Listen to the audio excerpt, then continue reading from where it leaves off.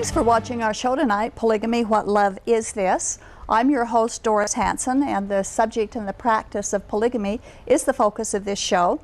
We're here to prove from the Bible that eternal glory comes only through Jesus Christ, and that polygamy has no power to do ever what Jesus Christ has already done. Jesus has already paid for your eternal glory, salvation, when he died on the cross for your sins 2,000 years ago. Now, you can either accept this or you can reject it, but you cannot work for it. This is a live telephone call-in program. Our telephone number is 801-973-TV20, 801-973-8820. And if you're afraid that you'll get in trouble for using your free agency to call into the show tonight, remember that you can use an alias or you can do an off-the-air question or comment. Either way, we would sure like to hear from you. Or if you would rather contact us by email, our email address is tv@aboutpolygamy.com, and we'd love to hear from you either way.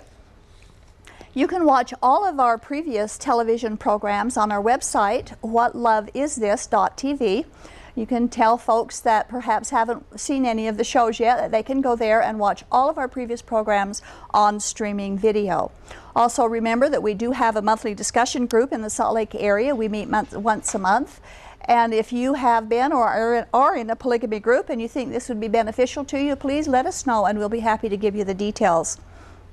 And we do offer the DVD, Lifting the Veil of Polygamy, absolutely free to anyone who asks us for it. If you have been or are in a polygamy group, we'll even give one to you if you are in the LDS Church. Just let us know how to get it to you, and we'll send it absolutely free. Or you can watch it online at livinghopeutah.org.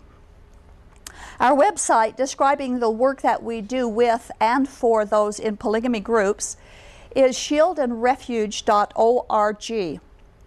Our special message to you, if you are in a polygamy group and you're maybe being held against your will or perhaps being forced into doing something you don't want to do, you can call us toll-free and we'll help you. Our number is 877-425-9993.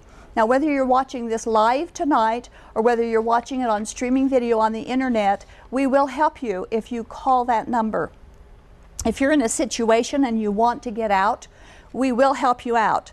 Now, these folks that might want to keep you in the group, they might threaten you with hell and damnation. They might threaten you with loss of family or financial or intimidation of all sorts. They'll maybe say many things to try and keep you in the group, to keep you from leaving. But we'll help you. Just let us know. Don't let their intimidations give you the fear to stay in. Your fear will go away once you get away. Just give us a call, 877-425-9993. Next week on the show, I'm going to be discussing myth number 12. And these are the myths that we've been talking about that the Mormons use to explain why early Mormons practice polygamy. We're also going to discuss a particularly recent, interesting Gallup poll that has come out. And if we have time, I want to discuss the United Order. Now, the United Order is something that almost every polygamy group that's come from Joseph Smith practice. In fact, it's a huge part of many polygamy groups, and so it's an important thing for us to be discussing. And if we don't get to it next week, we'll get to it in a future week. But at any rate, we're going to discuss that. And the following week, on August 13, we're going to have two guests. And the three of us will be discussing the movie Joseph Smith, the Prophet of the Restoration. We're going to attempt to separate truth from fiction as depicted in that movie. In fact, on future shows, we are going to do some book reviews, some video reviews, and movie reviews as it relates to polygamy. So if you have any material that you think you would like to suggest that we could use, just email us the title, and we'll be happy to take it into consideration. Our email address, again, is tv@aboutpolygamy.com. In his book, In Sacred Loneliness, Todd Compton writes about Joseph Smith's second plural wife, and he entitles that chapter, The Wife of Two Martyrs. His second plural wife's name was Lucinda Pendleton, Morgan, Harris, Smith. Tonight we're going to dramatize Lucinda's experiences with Masonry and with Joseph Smith, much like we did the dramatization last April when we interviewed other of Joseph Smith's plural wives. I'd like to introduce our guest tonight, who will be dramatizing our interview with Lucinda Pendleton as we learn more about Joseph Smith and his controversial plural marriages. I'd like to welcome Dorothy Catlin as Lucinda. Thank you for having the courage to tackle this project. Well, thank you for engaging with me in the adventure. It's been a learning experience. And I love your outfit. It's perfect for the occasion. Thank you. And may I say, folks, she made that bonnet. It's absolutely perfect. It's a beautiful, well done. I just want everybody to know that. Thank you. Thank you. Now, most of the material, like I said, for this interview is taken from Todd Compton's book, In Sacred Loneliness. We have gleaned information from other sources, and if anyone who's watching would like our bibliography, please email us, tv@aboutpolygamy.com, and we'll be happy to send you the sources that we used. You can also go to utlm.org to purchase the book, In Sacred Loneliness. You also can go there and find a lot of information about early Mormonism and early Mormon polygamous history. Now, Lucinda was the widow of Captain William Morgan, who belonged to the Masons, and then he became an anti-Mason. He was kidnapped and murdered just before he was able to print an expose that he had prepared against Masonry. Morgan was kidnapped, he disappeared, and he was never seen alive again. Lucinda thus became a young widow with 2 young children. Now, early references in Nauvoo temple records and personal journal entries place Lucinda as becoming a plural wife of Joseph Smith in 1838, which was 6 years before Joseph Smith was killed. Please keep in mind that we will make personal observations during and after the interview, and we invite you, our viewers, to call in and please make your own personal observations and comments and ask your questions. So, and also please remember this is a dramatization. So let's find out about Lucinda and Joseph. Now, we'll start with when you were 18 years old. And you got married for the first time. Tell us who you married, a little bit about yourself and about your husband. Okay, well, I married William Morgan when he was 44 or 45. I was 18 at the time. I was born in 1801 in September of that year. There were other people in my family. I'm not quite sure where Lucinda fit in that family. But one source says that my father was not very pleased by the marriage because William was so much older than me, and because he had a reputation for drink and a reputation as a man with a bad temper. So that's kind of the background that I remember. Pardon me, I'm losing my beautiful bonnet. Most people at the time knew his story, though. They knew that he had threatened to expose the secrets of Masonry, and for that he disappeared. And I was 25 at the time. I had been a very young bride, but I was 25 at the time with 2 small children.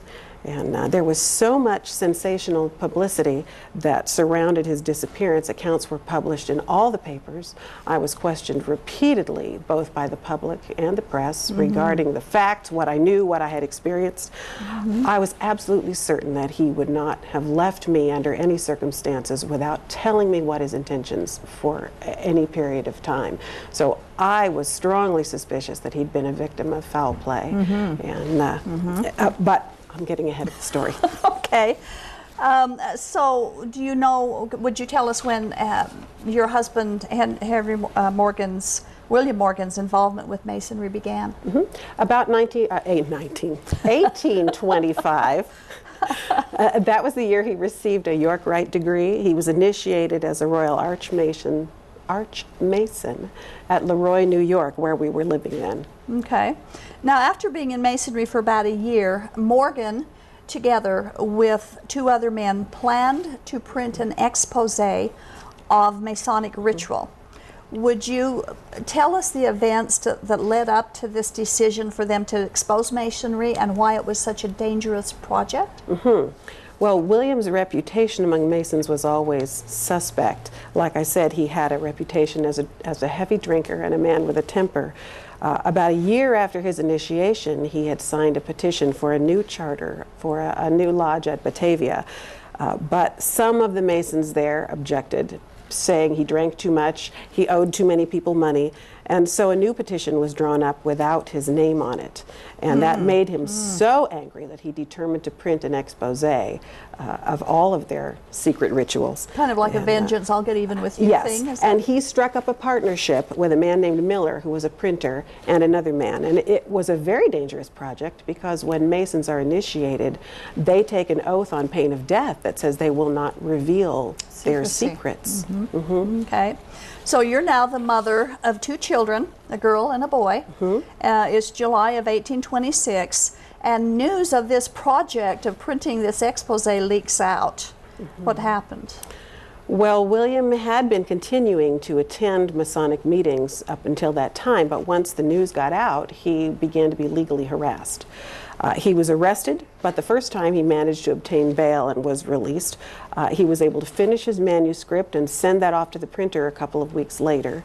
And then he was arrested again, but that time his friend Miller, the printer, bailed him out within a couple of days. But they were using the arrests to harass him. Okay, maybe to intimidate him to back off with this.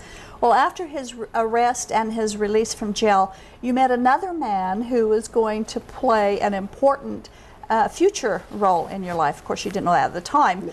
Tell us about this man, how you met him, and your relationship with him.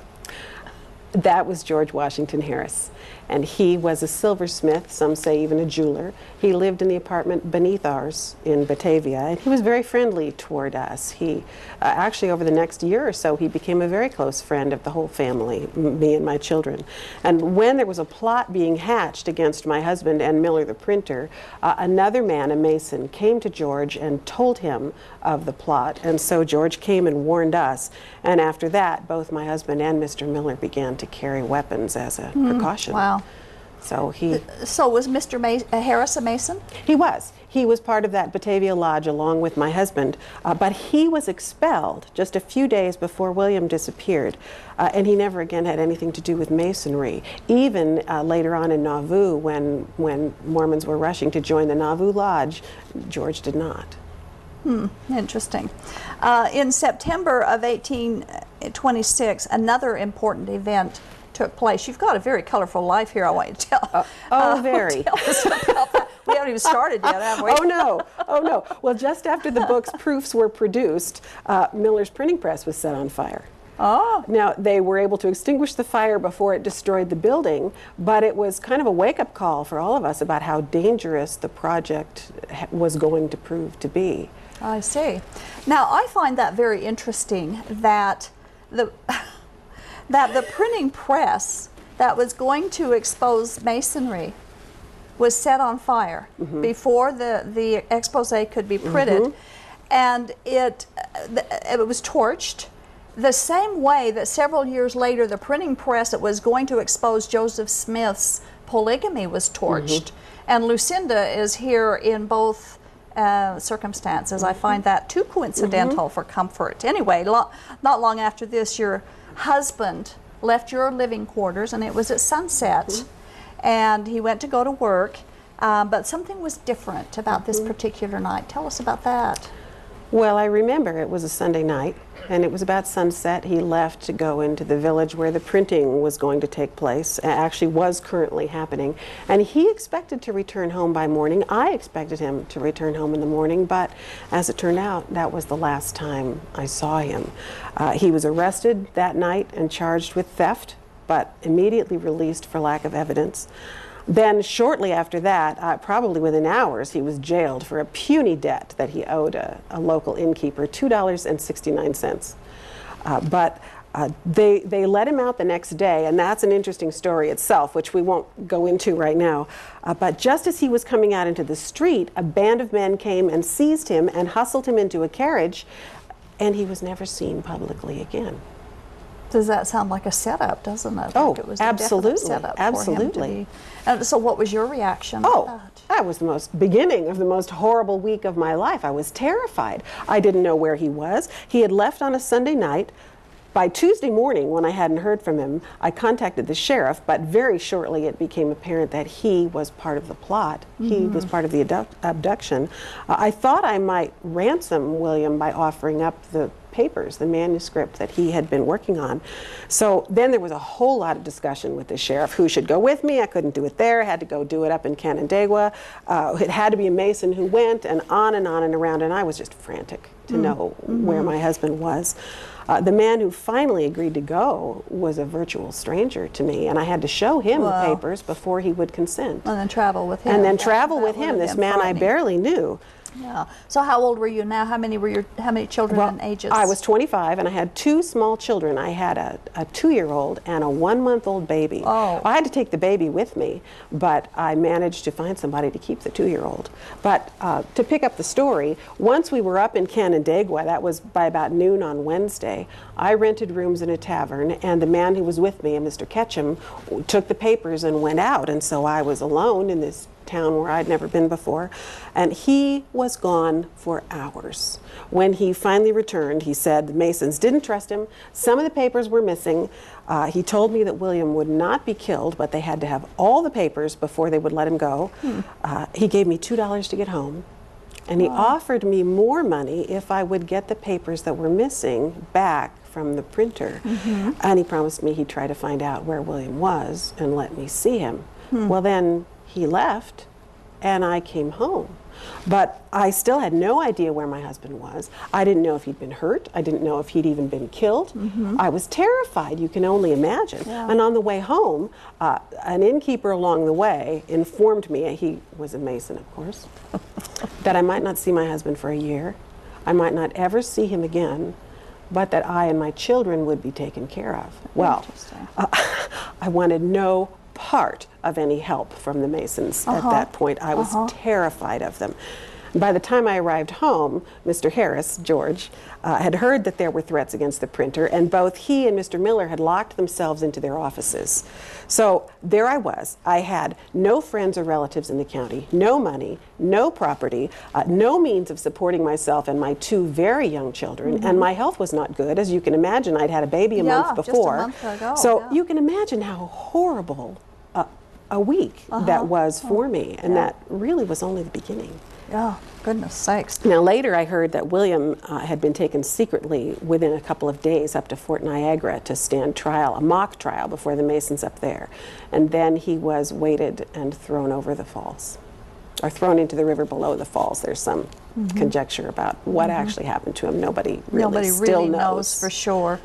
Now, you had the manuscript in your possession. I don't know how they knew that, that certain pages were missing. But you, so to speak, could take the baton at that point and expose Masonry yourself and just go ahead and do what your husband was going to do. How did you use the manuscript, and tell us what happened with that? Well, Miller went ahead and published it. He was able to finally get it published a couple of months later. The kidnappers were brought to trial, but that was a total farce. The courtroom was packed with Masons, and their sentences were very light, even though they pled guilty. And there was a confession of kidnapping, but their sentences were very light. But the expose was printed a couple of months later. But one of the effects was that William's disappearance had made me tremendously famous because of the newspapers were so sensational. I became a sort of public face of anti-Masonry, and you know, the beautiful widow of the tragic martyr William Morgan. Yeah. So it was the beginning of a whole different life for me. Okay, now we're going to touch on this later on, but right now I just want to put in at this point for the sake of our viewers how this is going to connect with Joseph Smith. At that time, she was having difficulty even having money to live on, and there was a group of 10 people that got together and signed a document that they would make sure that Lucinda was going to be taken care of, and Joseph Smith's signature was one of the 10 on that manuscript. So now we know, you know, where Joseph Smith is fitting in this timeline, even though they didn't officially meet for several more years yet. And let me just add to that, geographically in that area, they really were only within, I don't know, anywhere between 20 and 40 miles, all these little towns. So it stands to reason that they would have had so some... Palmyra was just a... Palmyra, Canandaigua, Batavia, they're within a reasonable travel distance, and so it makes a lot of sense that it's not unreasonable that Joseph Smith would certainly have been aware of my plight. Right, yeah. Right. And it was in all the papers. I mean, it wasn't it wasn't a well-kept secret at all. Okay, now we're talking Mr. Harris. He comes into he's already come into your life, but now he becomes a different type of person, a very important person in your life. Let's talk about him. Well, he was very supportive after William disappeared. You can only imagine. I lived upstairs with my 2 babies, and he was very friendly. He made sure that I got where I needed to go. He escorted me to a number of anti-Masonic events over the next year. And actually, I began to do some speaking against Masonry and in support of anti-Masonic candidates, because there was this huge groundswell of the anti-Masonic political party began at that time, and there was a lot of political commotion. And so I spoke at a number of rallies. And some of those groups even helped to support me. Some people speculated that I was only playing the part of the grieving widow in order to sell copies of the book, but that's not true. The Masons had kidnapped and murdered my husband and had stood trial for it. So I really did intend to make sure that Masonry was exposed. Then the next year, we're still talking about George. Yeah. George even accompanied me to Lake Ontario to try and identify a decomposed body that had washed up there about a year after my husband had disappeared. And after examining the body, I was sure it was my husband, and George was too. And so we brought the body home, we had a funeral, and we buried him. And that brought some closure for me, but 2 weeks later, a Canadian woman came forward and convinced a coroner's jury that the body had been her drowned husband. And so she raised enough doubt in people's minds, and the coroner's jury thought her description was better than mine. They exhumed the body and reinterred it under her name. So the whole thing was such a horrible ordeal for me. Yeah, that would be. You just can't even imagine. And George had been such a wonderful friend to me through that time. I married him. You married him? I married him. And how old? Well, I was 29 and he was 50 at the time, so he was 21 years older than me, but I had 2 small children to raise. I had to make a secure home for them. He had been very kind, and he had been a family friend for several years at that point. So, yes, I married him. Okay. And then after that, shortly after that, we left to New York. I think maybe I was tired of being in the limelight. Perhaps the press got tired of me after I married, and I was no longer the tragic widow. In any case, we left New York very shortly after our marriage. Okay. And then, not long after that, actually, you moved to Terre Haute, Indiana. And in August of 1834, another major event took place in your life. So, and it has to do with a Mormon preacher. So tell us about that. It does. Orson Pratt came passing through and on a missionary journey, and we heard him preach, and we both were baptized into the Mormon church. And after that, we kept moving west along with other Mormons, and a couple of years later, we found ourselves in far west Missouri. And about that time, Joseph Smith arrived in the area with a counselor, supposedly to be looking over lands together. But there were some other matters to settle at the same time there in Far West. It seems that Oliver Cowdery had been circulating information regarding Joseph's relationship with a very young girl, Fanny Alger.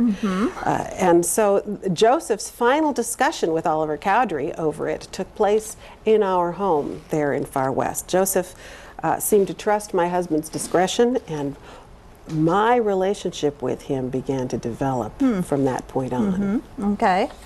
Now, your husband had quite an involvement in the Missouri Mormonism. He became quite an important person, and Joseph Smith used him in some mighty interesting ways. He did. After that, George's land holdings and his prestige in the church both began to really grow. He became a high priest. He became a member of the Far West High Council. He was able to own land in 2 counties and in 2 different townships, and that was a privilege that only a few men in the church were able to have at that time.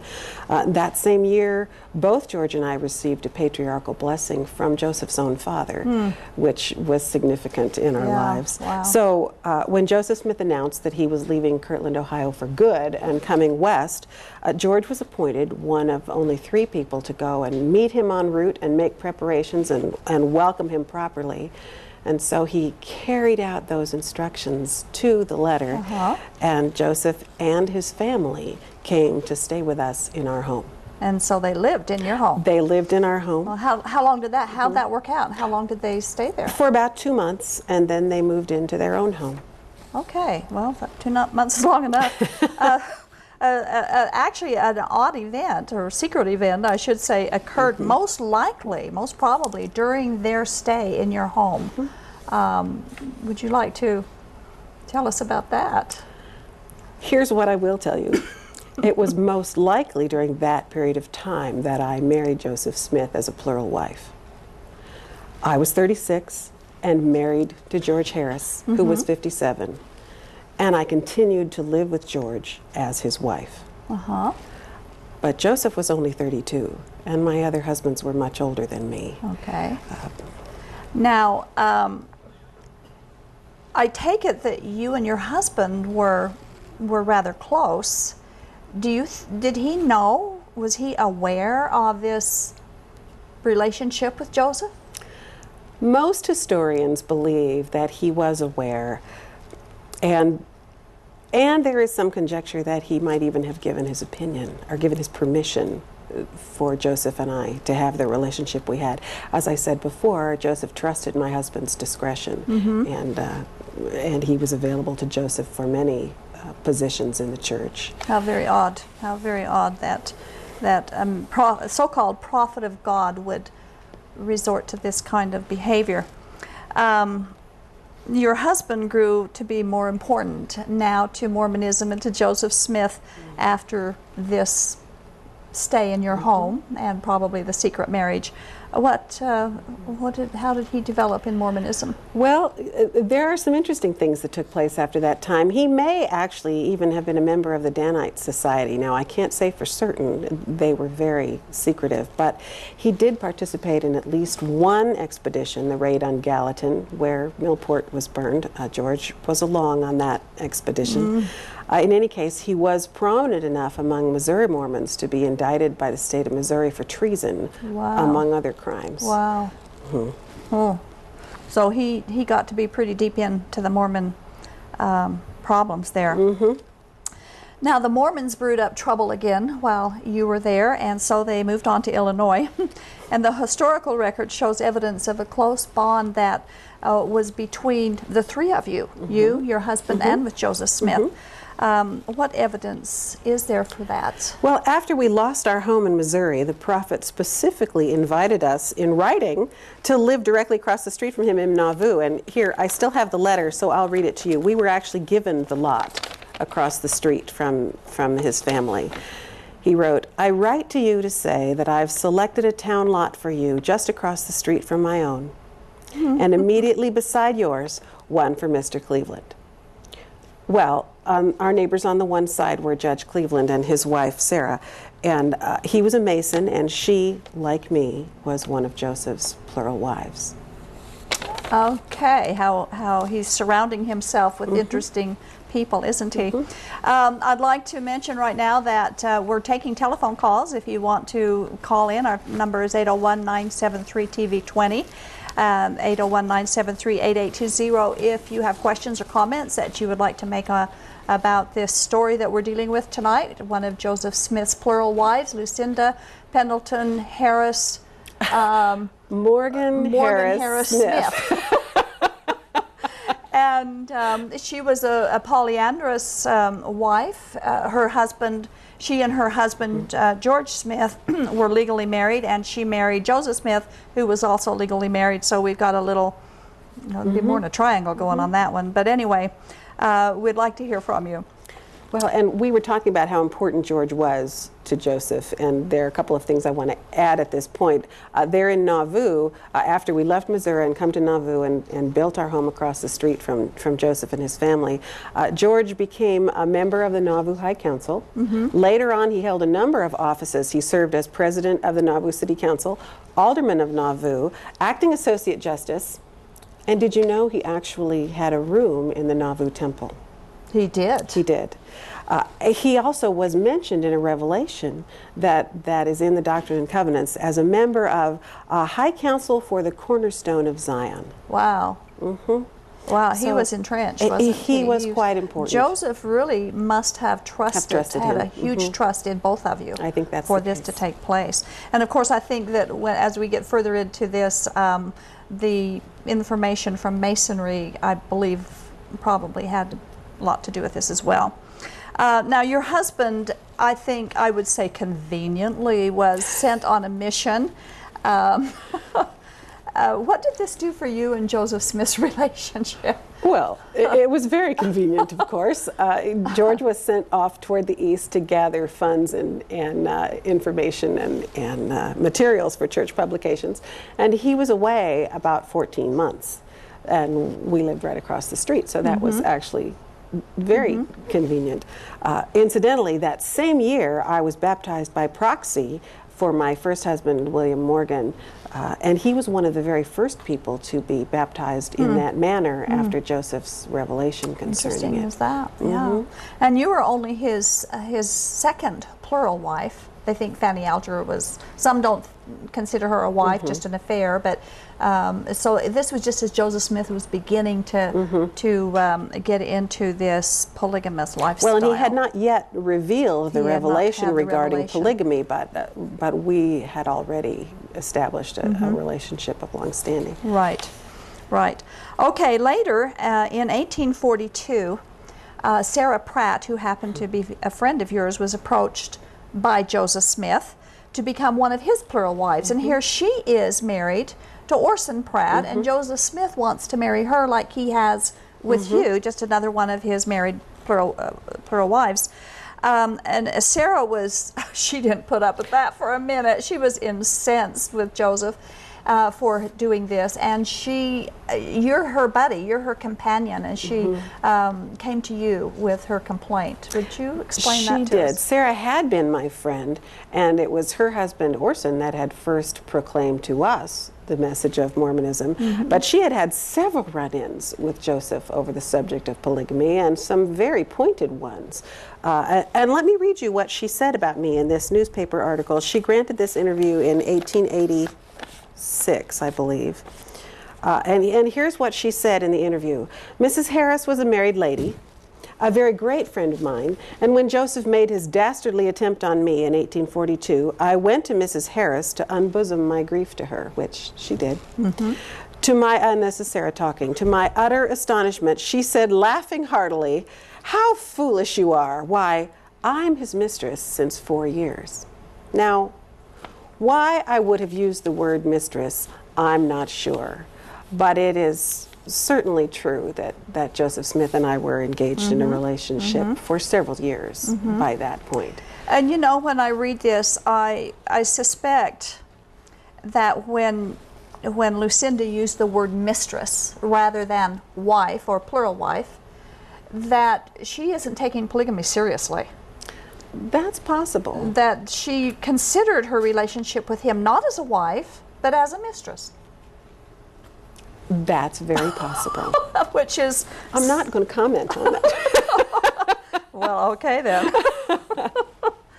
Okay, well, after your marriage, after your husband returned from his mission, he still continued to enjoy VIP status with Joseph Smith and with the Mormon Church. But he inadvertently contributed to Joseph Smith's ultimate martyrdom. Talk about that.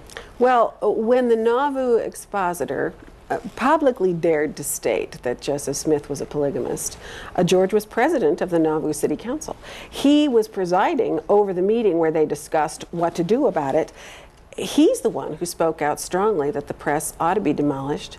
George is the one who signed the resolution that said, get rid of the press, remove the press. Wow. So Joseph Smith was mayor, and even though they had no legal authority to do so, they went ahead anyway, and you know the rest of that story. Right, and of course this is hitting right in our constitutional, pocket there, where we have the right for free press, and George Smith's involved in the one many years ago on the Masonry expose, and now he's involved in this one. He's finding himself on the other side of the argument at this point. And it was because of that Joseph Smith is ultimately arrested. Interesting as that. Again, I'd like to invite our phone callers to call in and make your statements or comments or questions about our interview about polygamy tonight, 801-973-TV20. Lucinda, you were then widowed again, June 27th of 1844, when Joseph Smith was killed. Now, I use the term widowed very loosely here because you really weren't married to Joseph Smith. Well, not legally. Right. You didn't even consider it marriage if you called yourself his mistress, and we won't go any further than that. If, in fact, I used that word. There's some question because it's Sarah Pratt who said it, and she was so violently opposed to polygamy.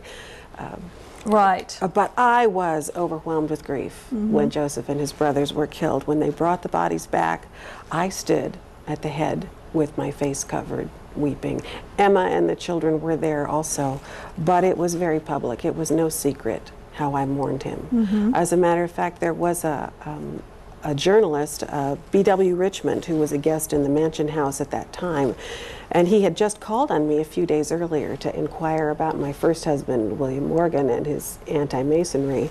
And Mr. Richmond was there when the bodies were brought back, and he was there for the funeral, and he later wrote that my whole frame was convulsed with weeping over the body of Joseph Smith. Didn't the account say that you were covered, though? So people, not everyone would have known Not who everyone you were. knew that it was me, although, of course, those who were close to the family, I think she probably did. I think so. Okay, well, they lived with you for a couple of months. And since I was nowhere else apparent in the crowd, who else would that have been with her face covered?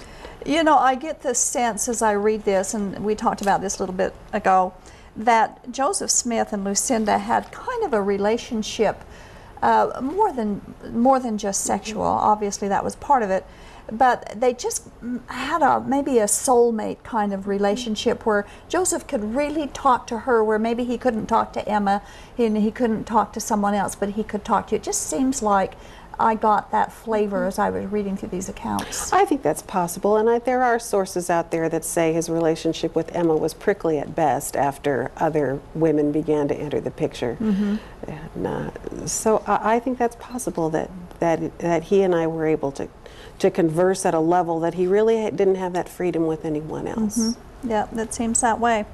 Okay, in January of 1846, your marriage triangle was commemorated. Tell us about that. Actually, as soon as the Nauvoo Temple was ready in December of the year Joseph was killed, George and I received washings and anointings and endowment. And then about a month later, in January of 46, as you said, I was sealed to Joseph Smith, Jr. as his wife for time and all eternity.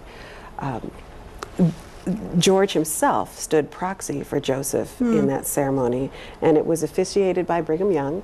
And then just a few moments later, I was sealed to George, but for time only. And interestingly enough, Orson Pratt witnessed that ceremony, signed the documents, and the clerk was J.D. Lee. John D. Lee. You're surrounded with who's who of who was high in the church at that time. We're all very present and active. Interesting. Okay, so historians generally agree that your husband, George Harris, was fully aware of your involvement with Joseph Smith, and what we've been finding out so far, it sure points to that fact. Do you believe that that was the case, that he did know? Oh, he knew. Now, Whether he knew initially or learned sometime after the fact, after the relationship had been established, I'm not sure how important that is, but I am certain he understood the significance of that sealing in the temple that day. He gave me away for time and all eternity to Joseph Smith. George had been on the Nauvoo High Council when they'd read Joseph's revelation on polygamy, and at that time I had already been Joseph's plural wife for almost 6 years.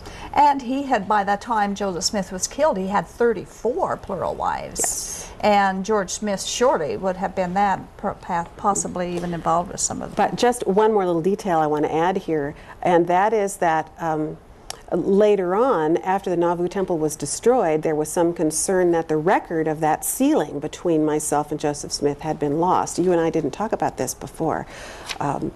And so President Snow actually said, in order that a record may exist, he and his wife again stood proxy and performed the sealing for Joseph and myself in order to make sure that there was a record of that sealing. And so when people, Mormons or other people, get upset because we bring out these kinds of stories about Joseph Smith, we find that they were record keepers, and they wanted to make sure that these things, as much as they could, as was possible, that they did get records and have them recorded. And there are records of the marriages, the sealings, the endowment. Those are all recorded in church ordinance books. And so any doubters can go and look them up. They all they have to do is do the research. Okay, the last Mormon historical reference to you actually ends at this sealing, this time that you did the sealing. Did you and George continue as husband and wife, and would you explain what happened? Well, we did, but it seems like we were never really happy after that.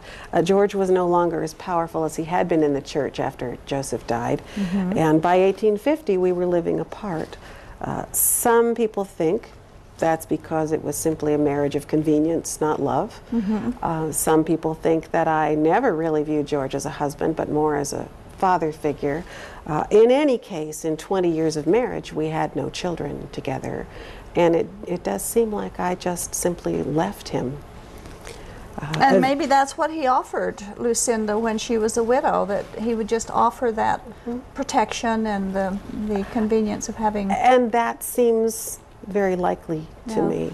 Eventually, I was informed by George's lawyer that he had filed for divorce and charged me with deserting him without reasonable cause, absenting myself for more than 3 years. And I did not contest it. So you were divorced. I left him, and he filed for divorce, and it went through. Well, George didn't go west with Brigham Young. No, he didn't. And of course that put him on Brigham Young's blacklist, but that was easy to get on. So tell us about the rest of George's life. Well, when Brigham Young ordered all the members of the church in Ohio to come west to Salt Lake City, George simply ignored the order. And then shortly after that, he was excommunicated from the church, and he died later that same year. Okay, so excommunicated because he didn't go west. Well, one simply didn't ignore an order from Brigham Young. Now, there's some thinking out there that that says George was he was getting older. He thought that Jackson County, Missouri would be redeemed sooner, and he didn't want to travel across the plains twice. Okay. I don't know that for certain. That's been said. In any case, he simply did not come west. He ignored the order and was excommunicated. Of course, Emma didn't go west either. No, she didn't. Brigham Young had plenty to say about that. Nor did I. I was the only one of Joseph's plural wives not to come west, excepting Emma. But we don't normally refer to her as a plural wife. She's the first legal wife. So after your divorce, your life is shrouded in a lot of mystery and silence. Would you tell us as much as history reveals about the rest of your life? Well, about the time George died, I was living in Nashville, Tennessee. I had joined the Catholic Sisters of Charity and was working in a place called the Leah Asylum in Memphis, nursing soldiers about the time the Civil War broke out. That's what I was doing. And there seems to be no record of either the date or the place of my death. that is the end of the historical so record. you go into history, shrouded in mystery there, huh?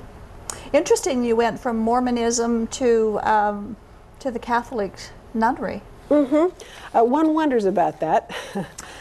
It makes me wonder if she ever found the love, salvation in Jesus Christ, going into the nunnery like that, of course, or if she just went there to kind of shroud herself in secrecy, maybe living in some emotional pain or memories. You know, we have no way of knowing now. Of course, I'm speaking as myself now instead of Lucinda, but you know, given the time and her experiences as a, you know, twice widowed, certainly once legally, but once utterly, devastatingly, emotionally widowed, and then this apparently cold marriage, I wonder if she just wasn't tired of it and needed to do something redeeming with her life. And it was a very tempestuous time in Mormonism too. She probably really didn't get that much rest.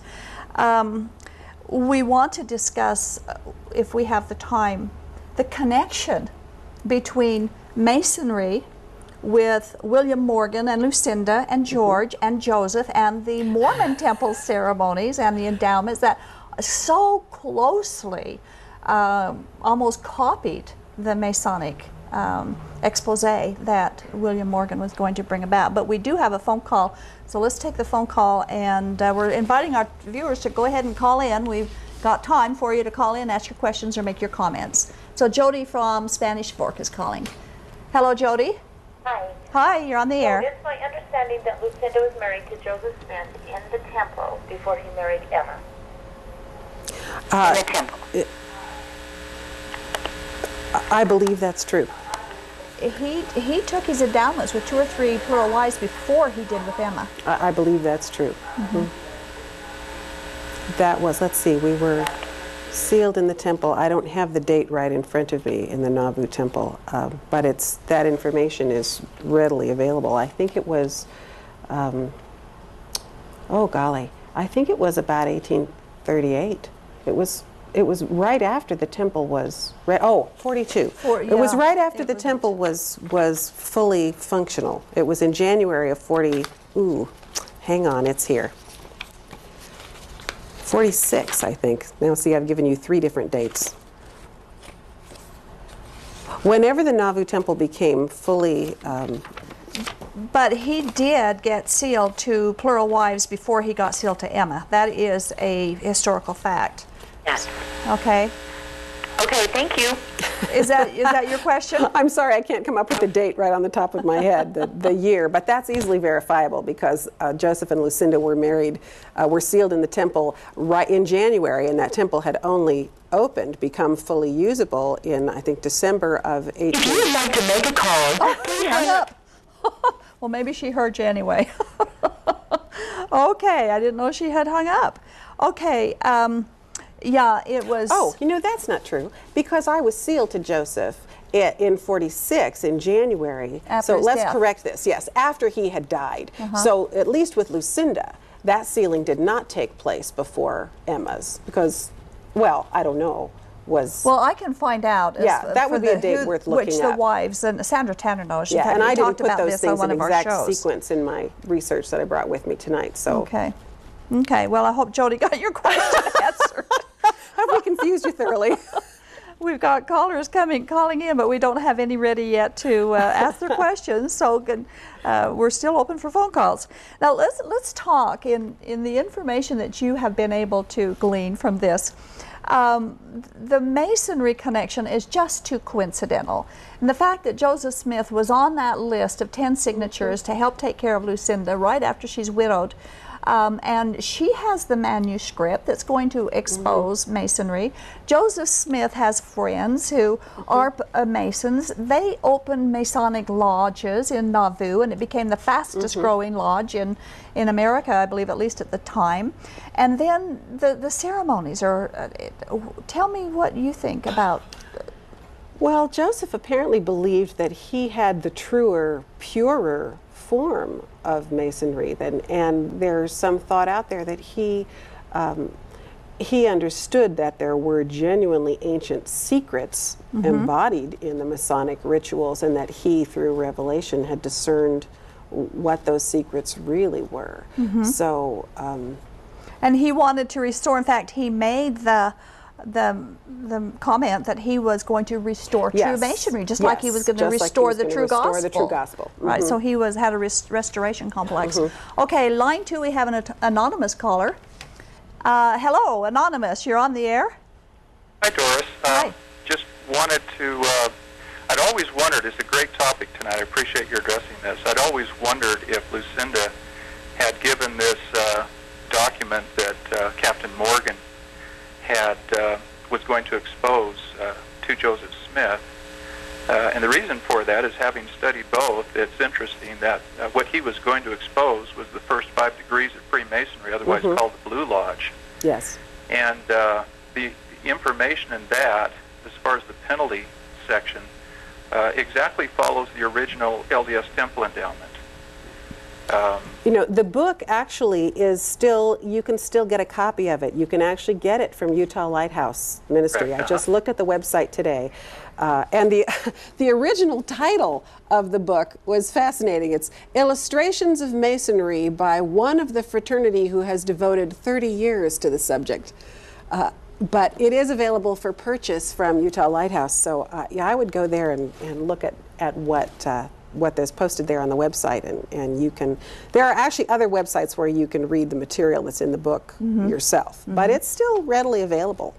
It's very and one other quick point I'd like to point out is that a lot of people think of polygamy as unmarried people getting married to a man, and this is a great show because it shows that not only was polygamy happening with women who were married, and it's called spiritual wifery, but it persisted even into these valleys with Brigham Young, where someone of a higher priesthood authority could take the wife of another priesthood brother, and this becomes very confusing. And they practice that in some of the polygamy groups today. The FLDS group with Warren Jeffs practice that quite a bit. Yeah. Anyway, thank you for your topic. Thank you. Thanks for calling. Good night. Okay, we have Rick, line 3 of Sandy. Hello, Rick. Rick? Hello, Rick. Yes. I believe you got my question. What is your question? How does a person know who is the true prophet, whether it's Joseph Smith or, say, Moses? How was he a true prophet? How do you become to believe that he was a true prophet? How do we come to believe who is a true prophet? Anyway. Moses. Moses? Well, his question was, how do you know if someone is a true prophet, which is a question we answered before. Okay, yeah, well, we've opened it. It's regularly. It's a regular question, and it's a good question. The Bible tells us that we can tell a true prophet by whether or not what he says comes to pass. And it needs to come to pass exactly, precisely, in the perfect timing that the prophecy is given. And if it doesn't, then he's a false prophet. And even God even said in the Old Testament... required then, like... the Ten Commandments was given to Moses. We never really got to see the plates of those, right?